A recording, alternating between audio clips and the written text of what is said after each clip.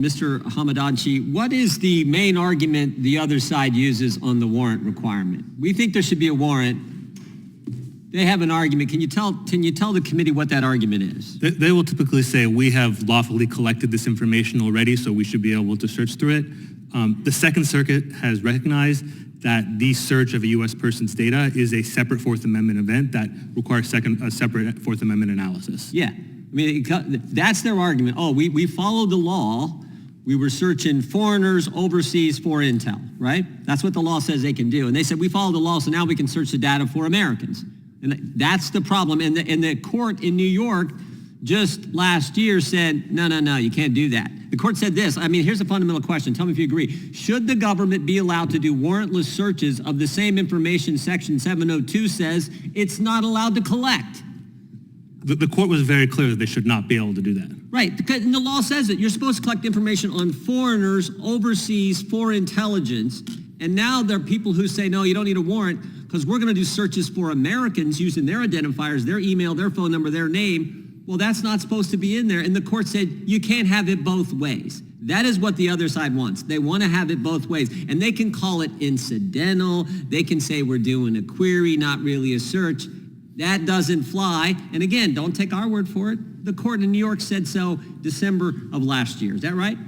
Yes, and the court said, like citing the Second Circuit, that simple storage is not enough. And it cited, I believe, Riley versus California, which gave the example of a case where they had lawful possession of a cell phone. They still needed a warrant to be able to search the contents of that cell phone. Yeah, this is, I mean, we had, the chairman knows, we spent a year debating this within our conference and with our friends on the other side last Congress, and we're about ready to go back into the same darn fight for the next year. But this court decision, we didn't have that last year.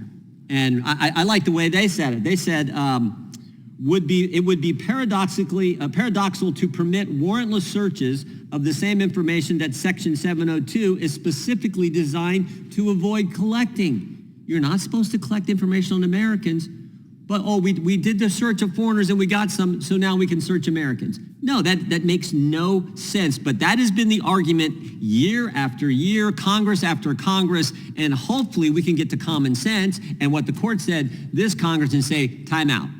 Can't do it anymore. And we'll still put the exceptions in, for goodness sake. So to answer their other argument, there could be an emergency situation, imminent threat. Okay, fine. We don't want bad things to happen to America. Fine. You can do that.